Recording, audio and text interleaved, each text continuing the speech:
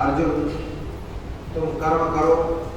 कर्म करना मनुष्य के लिए बहुत आवश्यक है, क्योंकि इसी पृथ्वी पर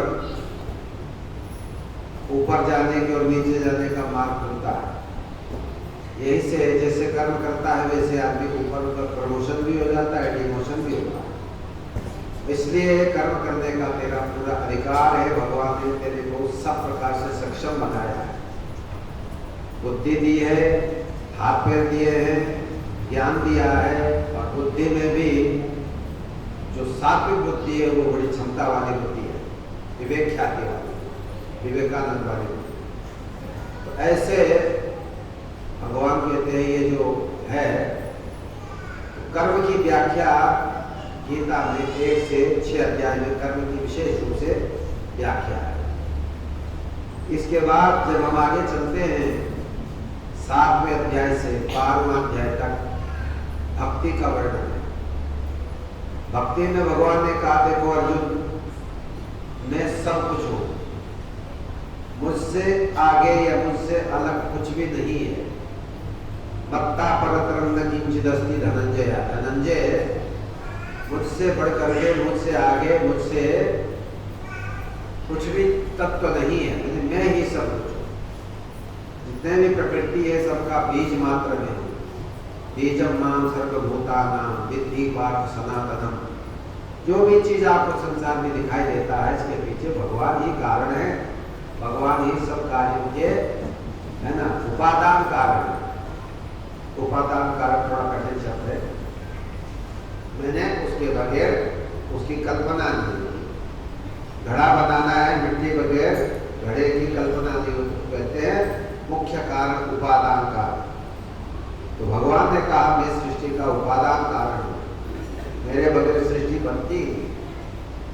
तो भगवान ने जो भक्ति की ओर आ रहा है उसको बताया कि देखो, एक तो तुम्हें ये मानना पड़ेगा कि भगवान सर्वत्र हैं, सबसे बड़े हैं, सर्वशक्तिमान हैं, और दुनिया में इन्हीं की चलती है। तो इस प्रकार से 7 अध्याय से 12वां अध्याय तक भगवान ने कहा, ये का पृथ्वी जल तेज वायु और जितने जो कुछ भी है ये मेरा विस्तार है। और विभूति का वर्णन किया 10वें अध्याय में। आज हमने विभूति पाद का अध्ययन किया था। विभूति पाद में भगवान ने अपने विभूतियों का, अपने चमत्कारों का, अपने विशेष विशेष जो चीजें हैं उनका वर्णन किया कि सब में मेरी शक्ति है। जो भी व्यक्ति, जो भी व्यक्तित्व, जो भी आत्मा जो विशेषता को प्राप्त हो रहा है उसमें मेरा तेजांश है। तेजांश का मतलब मेरा थोड़ा उस पर कृपा है, शुभ दृष्टि है। इस प्रकार से भगवान ने कहा 10वें अध्याय में।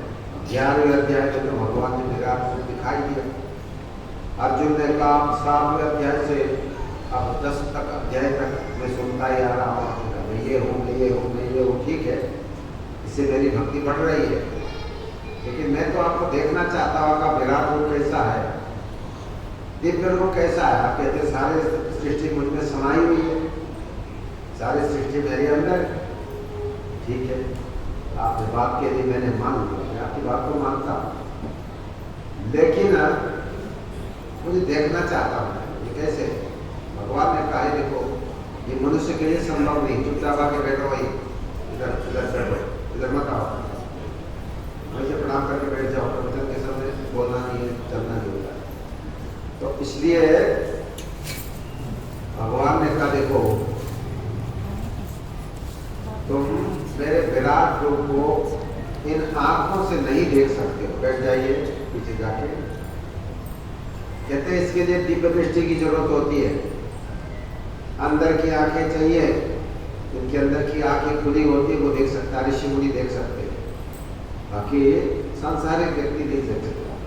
चलो फिर भी जाके यदि तुम कह ही रहे हो तो मेरे मित्र हो, इसलिए मैं तुम्हें दिव्य दृष्टि देता हूँ, तेरे अंदर की आंखें खोल देता हूँ, इससे तो मेरे दिव्य रूप को देखेगा, मेरे इस शरीर में सारे संसार को देखेगा, मेरे विराट देखेगा, मेरे विश्व रूप को देखेगा और भगवान ने दिखा दिया। तो ये 11वां अध्याय। फिर 12वां अध्याय में भगवान ने भक्ति का वर्णन किया। भक्ति के लिए भगवान ने कहा देखो अपने मन और बुद्धि को मुझ में लगाओ, इससे तुम्हारे अंदर भी ताकत आएगी। भगवान के ध्यान के करने का मतलब है कि हम भी ताकतवर बनेंगे। व्यक्ति जिसका ध्यान करता है, जिसके बारे में सोचता है, उसकी ताकत उसमें आने लगती है। कि संसारी व्यक्ति का ध्यान करोगे, संसारी व्यक्ति से तो कोई ताकत मिलने वाली है नहीं। किसी महापुरुष का ध्यान करोगे, भगवान का ध्यान करोगे, तो आपके अंदर भी विशेष विशेष शक्तियां आएगी। तो ये भगवान ने 12वें अध्याय में बताया। और अब 13 अध्याय से 18 अध्याय तक विज्ञान का वर्णन किया है, समाधि का वर्णन किया है। तो इस प्रकार से गीता के विद्वानों ने 3 भाग कर दिए, कर्म, भक्ति और योग। तो इस प्रकार क्रम से कोई व्यक्ति चलता है। जब अध्यात्म में चलता है, कहता मैं अंदर का ज्ञान प्राप्त करना चाहता हूँ। अध्यात्म का मतलब अपना ज्ञान, अपने आत्मा का ज्ञान या परमात्मा का ज्ञान, उसी को अध्यात्म कहते हैं, उसी को योग विद्या कहते हैं, उसी को परा विद्या कहते हैं, उसी को ब्रह्म विद्या। से बहुत सारे नाम हैं। आदमी भ्रमित हो जाता है कि ब्रह्म विद्या क्या है, कि परा विद्या क्या है, अध्यात्म विद्या क्या है।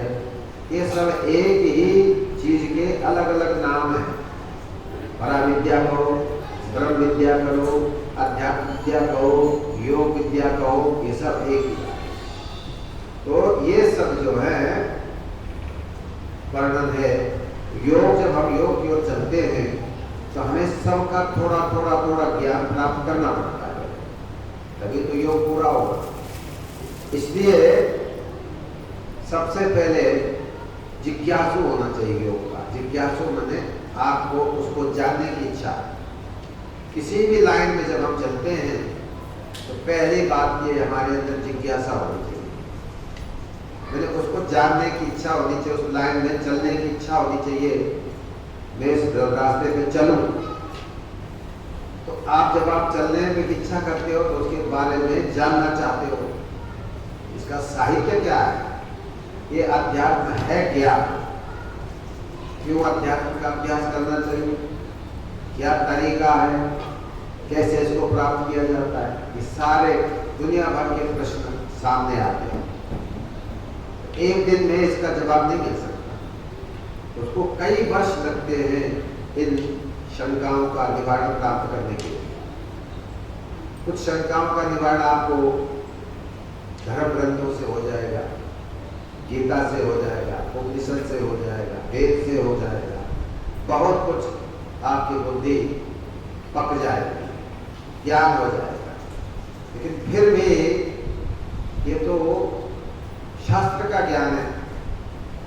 आत्मा का ज्ञान तो जब भी होगा जब हम उसको देख लेंगे। शास्त्र तो एक इशारा करता है। जैसे आपको दिल्ली जाना है, पहली बार जा रहे हो, तो मैं नक्शा बना के दूंगा, देखो भैया यहाँ से पहले पानीपत जाना, फिर वहाँ से ये आएगा, सोनीपत आएगा, समाल का आएगा, ये आएगा, ये आएगा, फिर बॉर्डर आएगा, फिर वहाँ से तुम मुड़ जाना है, बाई तरफ मुड़ जाना, ISBT की तरफ, ये आएगा, फिर ये आएगा, फिर आप वहाँ पहुँच जाओ। तो मैंने नक्शा बना दिया। अब आप नक्शा लेकर के बैठ जाओगे कि मैं दिल्ली पहुँच गया है, ये तो संभव नहीं है। जाना तो पड़ेगा, उस नक्शे के अनुसार चल के जाना पड़ेगा। ऐसे अध्यात्म में भी शास्त्र ने बता तो दिया है। अब केवल आप शास्त्र पढ़ करके आप सोच लो मैं पहुँच गया लक्ष्य तक, तो ये आपकी मूर्खता है। आपने केवल एक आउटलाइन समझा है। तो शास्त्र तो आउटलाइन समझाते हैं आपको, कैसे जाओगे, पूरी पूरी बात समझ में नहीं आती। तो जब आप जाओगे, चाहे अपनी गाड़ी से जाओ, चाहे बस से जाओ, चाहे ट्रेन से जाओ, तो आप स्टॉपेज आएंगे। सबसे पहले पानीपत आएगा, तो समाल का आएगा, सोनीपत आएगा, राई, कुंडली आदि जो भी है जगह है, उनको आपने कहा नाम तो मैंने उनका सुना था, लेकिन आज मैं देख रहा हूँ। तब आपने सबका साक्षात्कार किया, फिर आप दिल्ली पहुँच गए। अब आपको दिल्ली का ज्ञान हो गया। ऐसे ही अध्यात्म में जो शास्त्र ज्ञान है वो एक नक्शे की तरह है। नक्शे से आपको बता दिया, गीता में बताया ऐसे करो, ऐसे करो, इसका आनंद ऐसा है, योग ऐसा करना पड़ता है, खान पान ठीक रखना पड़ता है, जो कि उसके लिए भी आवश्यक चीज़ें हैं वो बताया गया। लेकिन अब करना पड़ता है प्रैक्टिकल। तो प्रैक्टिकल में आपको योग में बताया है, गीता में बताया है। सबसे पहले बताया भाई सतोगुण को बढ़ाओ। रोज रोज हम इन बातों को प्राय सभी जगह बोलते हैं। सबसे पहले अपनी पशुता को हटाओ। मनुष्य पशु की तरह है, खाता पीता सो जाता है, उसको चेतना है नहीं। आपको भगवान के जानने की इच्छा है या अपने आत्मा को जानने की इच्छा है, तो सबसे पहले आपको जिज्ञासा मैंने कहा ना, जिज्ञासा, प्रबल इच्छा उसको जानने की। फिर आप खोज करोगे, शास्त्र को पढ़ोगे, अपने शास्त्र भी पढ़ लिया, अब आपके मन में उसका खाका आ गया, अब आप चलना शुरू करोगे। सबसे पहले कहते हैं भाई तमोगुण को हटाओ।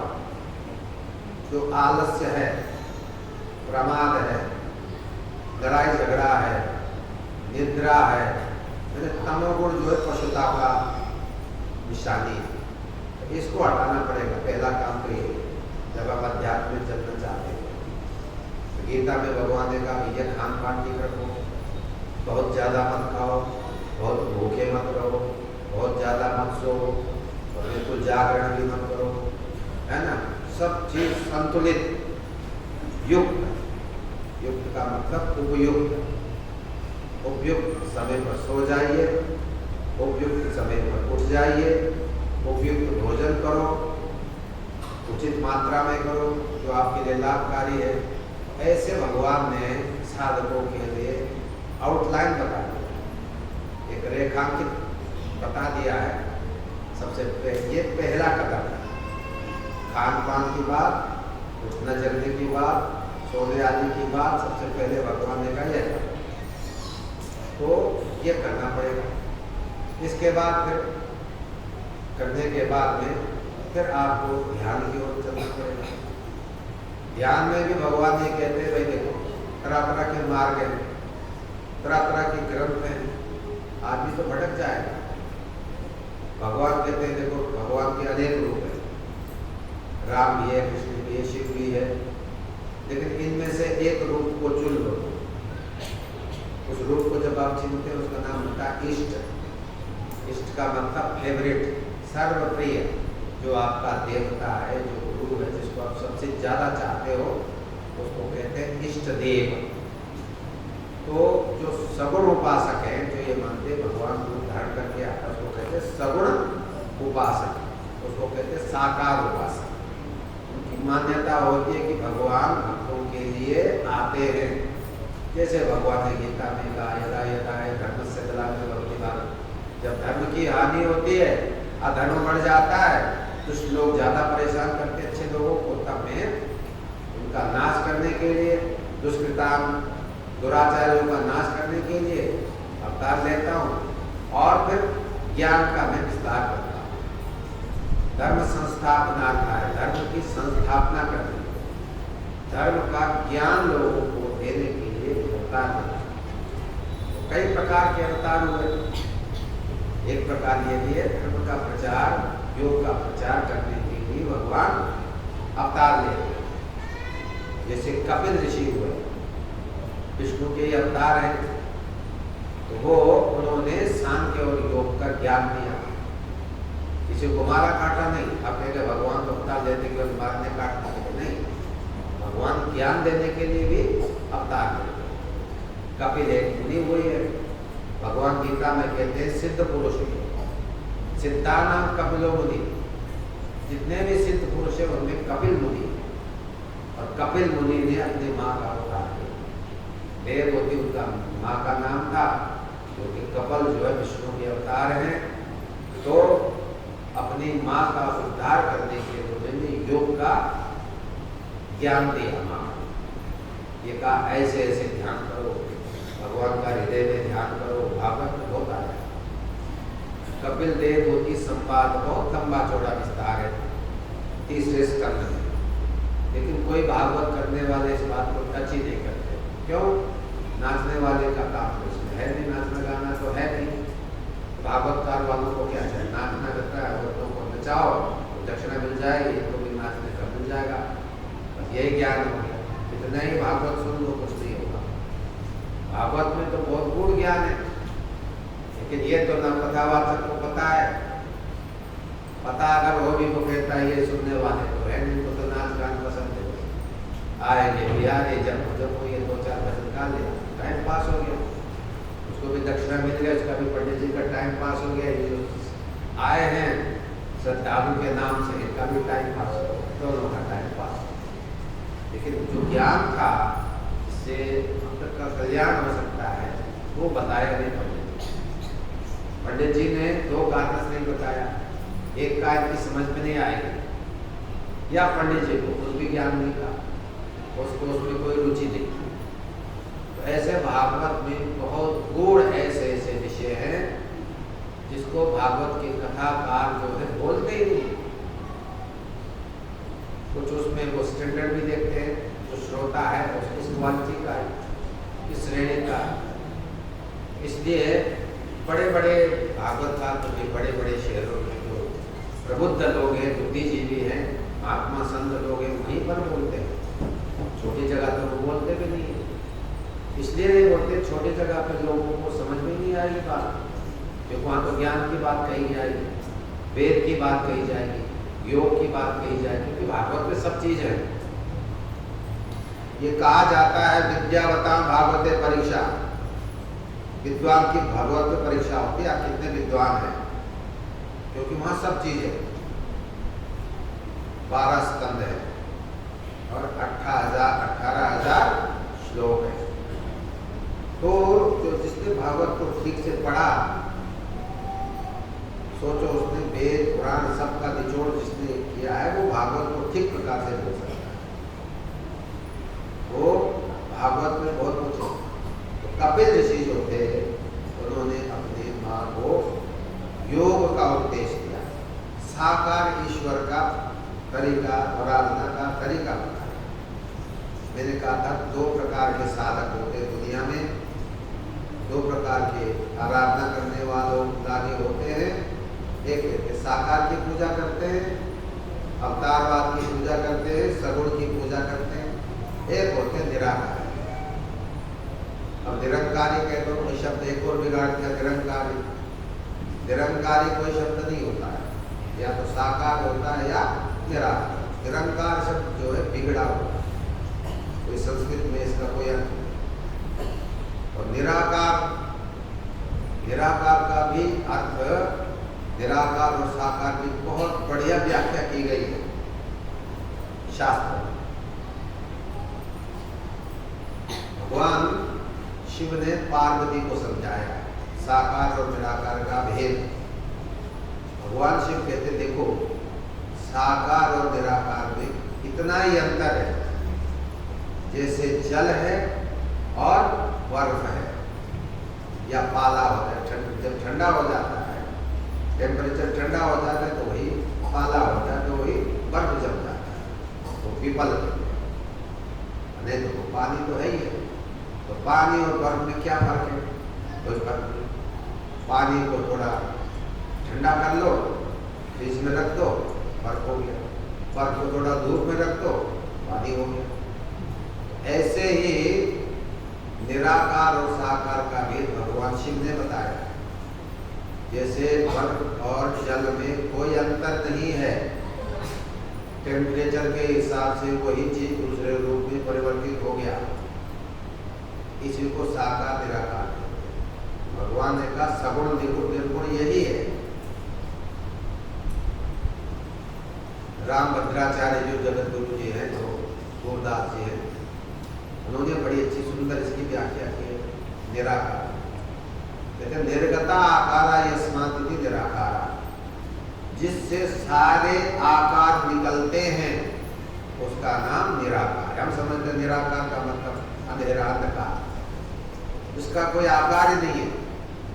लेकिन विद्वान लोग कहते हैं जिससे सारे आकार निकलते हैं, जिससे सारी शक्लें निकलती हैं, उसका नाम है निराकार। जिससे आकार निर्गत होते हैं, निकलते हैं। नी के कई अर्थ होते हैं। नी का नहीं भी अर्थ होता है, नॉट। नी का अर्थ होता है निर्गत होना, निकलना, फूटना। राम भद्राचार्य जी ने बड़ा सुंदर व्याख्या की है, जिससे आकार निकलते हैं, उसका अर्थ है निराकार। साकार, साकार सब लोग जानते ही हैं, जो प्रकट है, जिसका नाम है, जिसका कोई शरीर है, ऐसे साकार। तो साकार और निराकार की साधना करने की परंपरा है। अब योग में व्यक्ति जाता है, योग तो वही साकार भी और निराकार। साकार से निराकार जाने का जो मार्ग है, ये है योग। सबसे पहले योग में मोटी मोटी चीजों का वर्णन होता है। जब समाधि में आप चलते हैं, मन को एकाग्र करते हैं, तो पतंजलि जी ने कहा सबसे तुम्हें मोटे मोटी चीजों का दर्शन होगा। पृथ्वी, जल, तेज, वायु, आकाश, इन तत्वों का दर्शन होगा। पृथ्वी को देखोगे, पृथ्वी में रहने वाले विभिन्न प्रकार के प्राणियों को देखोगे, कहीं जल ही जल दिखाई देगा, कहीं अग्नि अग्नि दिखाई देगी, अग्नि के पहाड़ दिखाई देंगे, आदि आदि। इसको पतंजलि जी ने कहा भाई इसको कहते हैं पितर का अनुभव। थोड़ा कठिन विषय है, इसमें ज़्यादा नहीं करूँगा। कहने का मतलब पतंजलि जी ने कहा स्थूल से सूक्ष्म में जाना है। योग का मतलब है स्थूल से सूक्ष्म में जाना। जैसे कोई विद्यार्थी है ना, पढ़ने जाता है, तो पहले विद्यालयों में मन के टाइप होते थे। एक लकड़ी पे मन के होते, रंग बिरंगे होते, जो हो गया 1, 2, 3, 4 ये हो गया। या फिर है ना, आम का चिन्ह हो गया, क्या हो गया अ, है ना, या आम का फोटो दे दिया। बच्चे ने आम को देखा, उसके माध्यम से उसको आ का ज्ञान होगा या आ का ज्ञान होगा। नहीं तो वो आम को निराकार है। उस आम को बच्चा क्या समझेगा, क्या है ये आम? आप नहीं टेढ़ा कर दिया। अब आपने कहा ये आम है, तो आम से आ की पहचान हुई, है ना। आम स्थूल है, आ सूक्ष्म है। आ से तो हजारों वर्ड शब्द बनेंगे, आम तो एक ही है। लेकिन आम से आ का ज्ञान हो गया, आ से अमरूद का ज्ञान हो गया, अनार का ज्ञान हो गया, दुनिया भर के शब्द हो गए। इस प्रकार से तो योग में भी ऐसे ही है। पहले आपको स्थूल का ध्यान करना पड़ता है, रूप का ध्यान पड़ता है। भगवान ने यही कहा गीता में। अर्जुन जो निराकार की जो लोग बात करते हैं, कठिन तरीका है। कहते जिसका नाम रूप है ना नाम है, उसका ध्यान नहीं हो सकता। अव्यक्त की आराधना कठिन है, इसलिए पहले तो साकार की उपासना। साकार की उपासना में यह है कि हम शक्ति को जल्दी ग्रहण कर सकते हो। आप किसी का ध्यान कर रहे हो, गुरु का, प्रभु का, इष्ट देव का, उनके ध्यान करने से आपके विचार शुद्ध होते चले जाएंगे। पहला लाभ तो यह है, और उनकी शक्तियाँ भी आपके पास आएंगी। मैंने आपके अंदर जो अज्ञान है वो हटेगा। आप देखें मुझे शक्ति नहीं चाहिए, वह लोग ये कहा करते हैं चमत्कार से हमें क्या लेना। बात चमत्कार की नहीं है, बात यह है आत्मशक्ति की। तो जब आप किसी का चिंतन करते हैं, किसी का ध्यान करते हैं, भगवान के रूप का, इष्ट का, तो आपके अंदर जो अविद्या है, जो अज्ञान है, वो भी तो हटेगा। वो हटेगा क्योंकि ध्यान आप कर रहे हैं, क्योंकि वो तो ज्ञान स्वरूप है, प्रकाश स्वरूप है आपको जो भगवान है।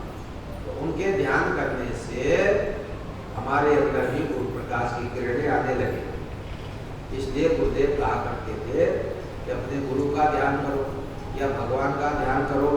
उससे क्या होता है, धीरे धीरे धीरे आपके जो विचार हैं, जो आपके कुटिल विचार हैं, जो आपके अंदर दुर्गुण हैं, जो आपके अंदर कनिष्ठ संस्कार हैं, जो दुख देने वाले पाप के संस्कार है, वो धीरे धीरे पुण्य में परिवर्तित हो जाएंगे भगवान के रूप का ध्यान करने से अथवा उनका नाम लेने से।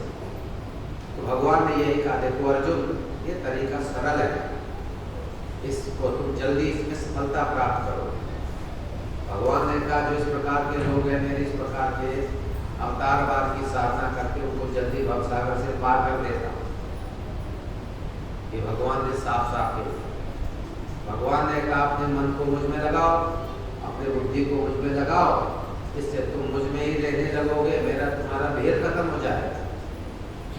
कहने का मतलब ये है, अगर व्यक्ति चाहे जिसका भी ध्यान कर रहा है तो वो उसकी शक्ति को प्राप्त कर लेता है। ये है योग। ध्यान करने की प्रक्रिया को ही योग है। योग का मतलब होता है अपने मन और बुद्धि को भगवान में लय करना। भगवान में कैसे लय करना? भगवान की आकृति का ध्यान करना। जैसे आप किसी व्यक्ति को याद करते हो, ऐसे आप भगवान को याद करते हो, दृढ़ता से याद करते हो, बार बार याद करते हो, उन्हीं का चिंतन होता है, उन्हीं से प्रेम होता है। तो धीरे धीरे धीरे आप उठते बैठते जगते उठते हर समय आप उस भगवान के रूप में खो जाओ, राममय हो जाओ, इष्टमय हो जाओ, गुरुमय हो जाओ। तो ये गीता में भगवान का सरल।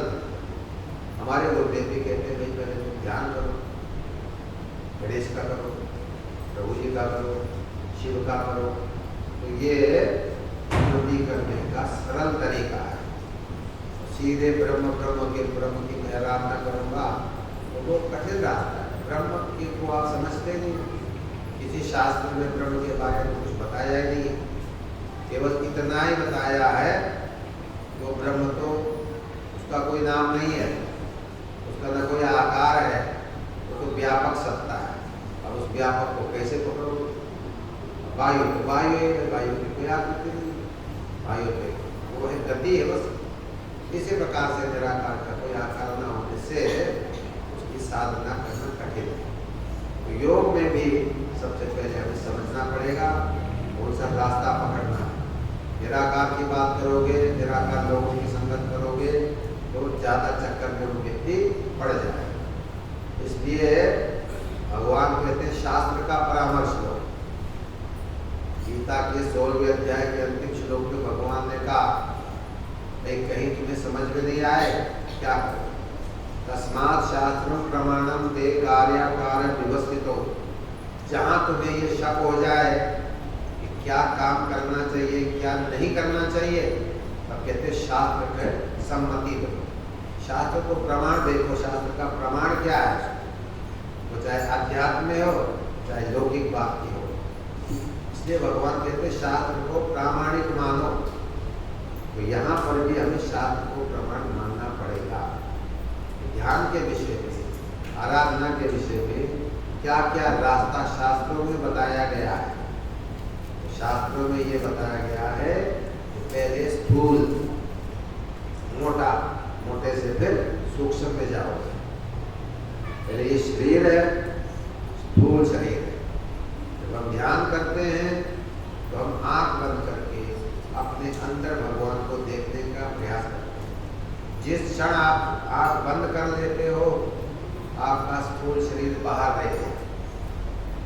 जैसे कमरे में रहने वाला और कमरा दोनों अलग अलग है। आप कमरे, ये आपका किराए का कमरा है, शरीर क्या है? किराए का कमरा। अब आपने मन को अंदर कर लिया, मन की वृत्ति को अंतर्मुखी बनाया, अपने मन को देखना शुरू किया, बुद्धि को देखने शुरू किया, भगवान के रूप को देखना शुरू किया। जिस क्षण आप ये करते हो उस समय आप अंतर्मुखी हो जाते हो। स्थूल शरीर से आप सूक्ष्म में चले जाते हो, बाहरी शरीर से अंदर चले जाते हो। ये क्या हुआ? ध्यान की पहली प्रक्रिया हुई। इसको कहते हैं सूक्ष्म जगत में जाना।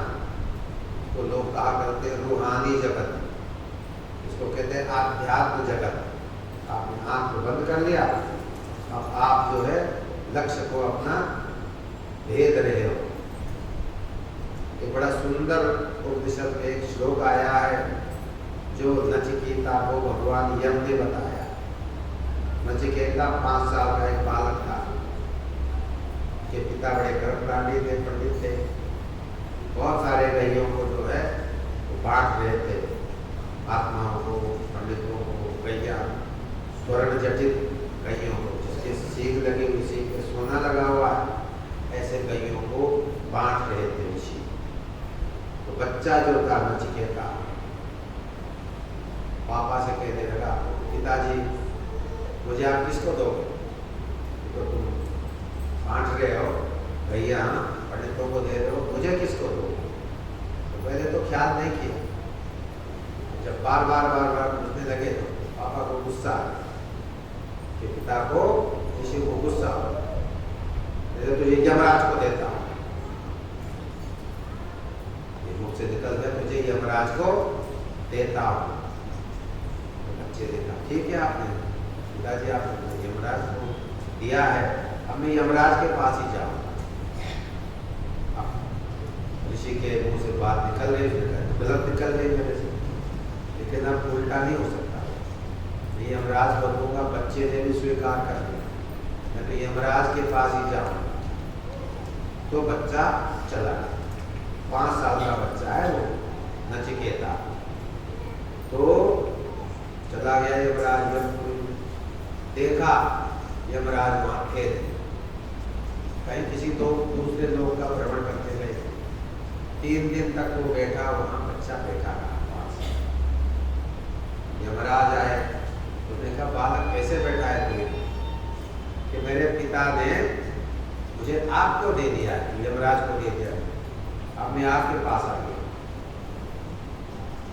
उनका चलो तुम आ गए तो 3 दिन से यहाँ भूखे प्यासे रहे, इसके लिए मैं सॉरी कहता हूँ, अब बताओ तुम क्या चाहते हो?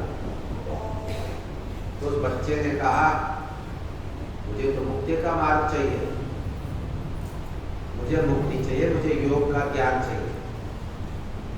यमराज ने कहा भाई तू अभी अबोध है, तेरे समझ नहीं है अभी, इसके लिए तो बहुत सुलझा हुआ व्यक्ति चाहिए अध्यात्म विद्या प्राप्त करने के लिए। ऐसा करो तुम और चीजें ले लो, धन ले लो, पृथ्वी की सारी संपदा ले लो, पुत्र पौत्र ले लो, बड़ी एकदम रानी अंबानी की तरह इतना धन ले लो, कोई बात नहीं।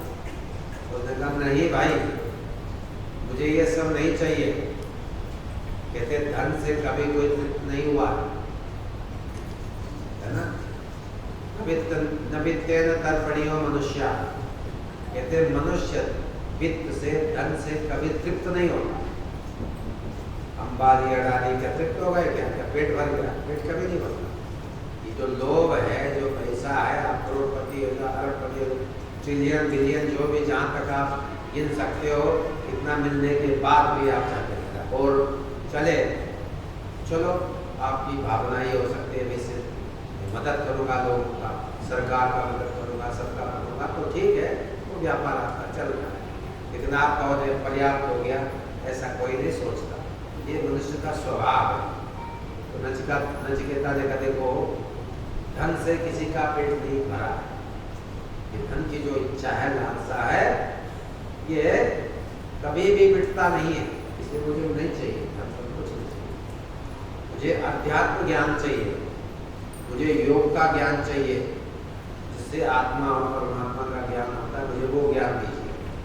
तो बहुत टेस्ट लिया यमराज, धर्मराज को तो धर्मराज की कहते बहुत प्रकार से फुसलाने का प्रयास किया, मुझे ये देता हूँ, स्वर्ग का राजा बना देता हूँ, ये करता हूँ, वो निकाल नहीं। फिर जो है मेरा योग का उपदेश करना शुरू कर दिया। उसने सोचा ये बालक अब मानेगा नहीं, बड़ा प्रबुद्ध बालक है, अब मुझे इसको ज्ञान देना ही पड़ेगा। एक श्लोक आता है वहाँ नचिकेता को जो महाराज ने बताया है, वो बड़ा सुंदर श्लोक है, समझने में बहुत सारा, जिसको हमारे गुरुदेव भगवान प्राय बोला करते थे, है ना, परांच खामी व्यतीर्णत स्वयंभू तस्मात् परां पश्यति नान्तरात्मन कश्चित् धीरा प्रत्यगात्मानम् एकशत् आवृत चक्षुरमृतत्वमिच्छन्। यमराज ने नचिकेता से कहा देखो जो अध्यात्म को प्राप्त करना चाहता है, कहते देखो मुख्य रूप से बात ये बताई, परांच खानी व्यतीर्णत स्वयंभू, ब्रह्मा जी ने हमें बहिर्मुखी बनाया, हमारे आंख कान ज्ञान आदि जितने भी है ये बाहर का ज्ञान प्राप्त करते हैं, उनके जो दरवाजे हैं आँख के कान के इधर है बहिर्मुखी है।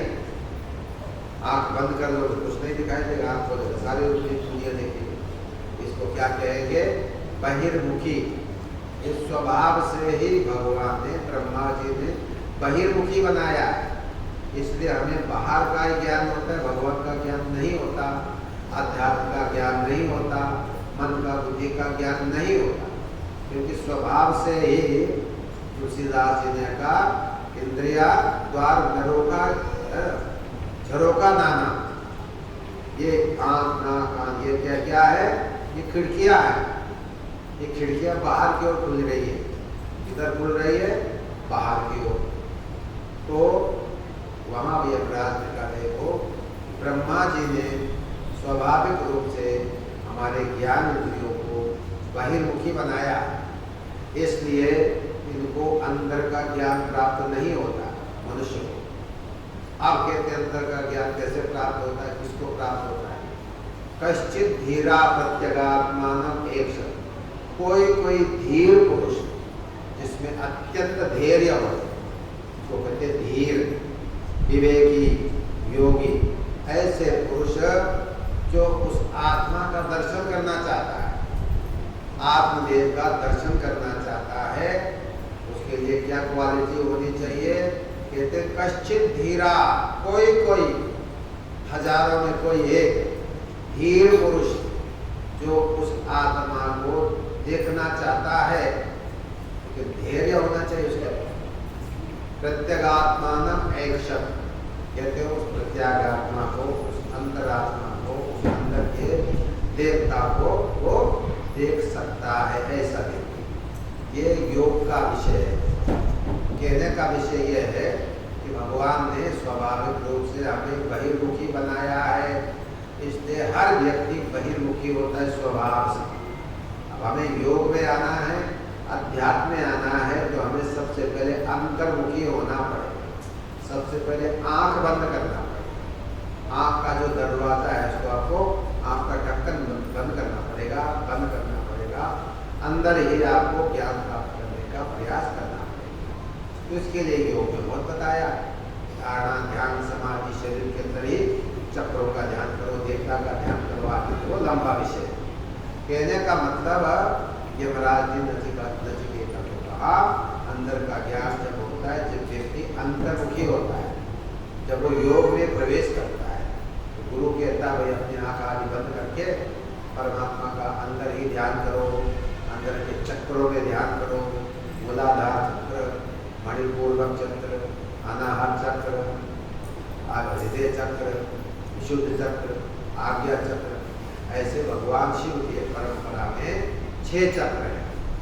7वां चक्र जो है सहस्रार है, उसमें 1000 कमल है। इस खोपड़ी के अंदर 1000 पंखुड़ियों का एक कमल है, उसको कहते हैं सहस्रार। लेकिन अगर आप तोड़ के देखोगे तो नहीं मिलेगा, वो दिव्य है, दिव्य कमल है। कमल क्या है? नाड़ियों का गुच्छा है। नाड़ियों का गुच्छा तो दिखाई देगा अगर आप ब्रेन को वो देखेंगे, लेकिन कोई कमल या वो मोटा नहीं दिखाई देगा, उसको कमल की संज्ञा दी गई।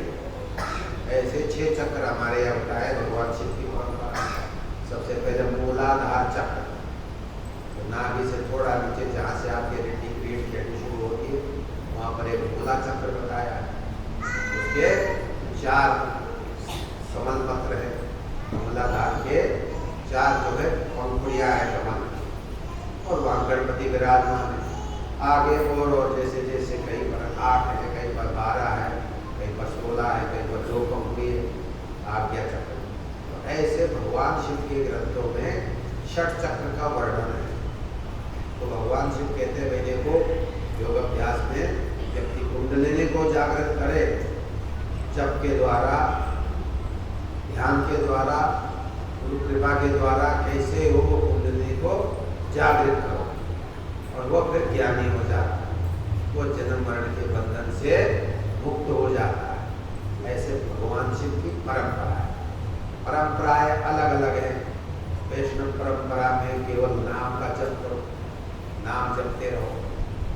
योग में नाम भी जपो, फिर ध्यान भी करो, बाद फिर आगे की परंपरा है। तो इसमें भी जो है ये जो शिव वाली परंपरा में भी ध्यान किया जाता है, पहले देवता का ध्यान किया जाता है। क्यों किया जाता है? कि देवता वही उस चक्र का स्वामी है, मूलाधार का स्वामी है गणेश गणपति जी।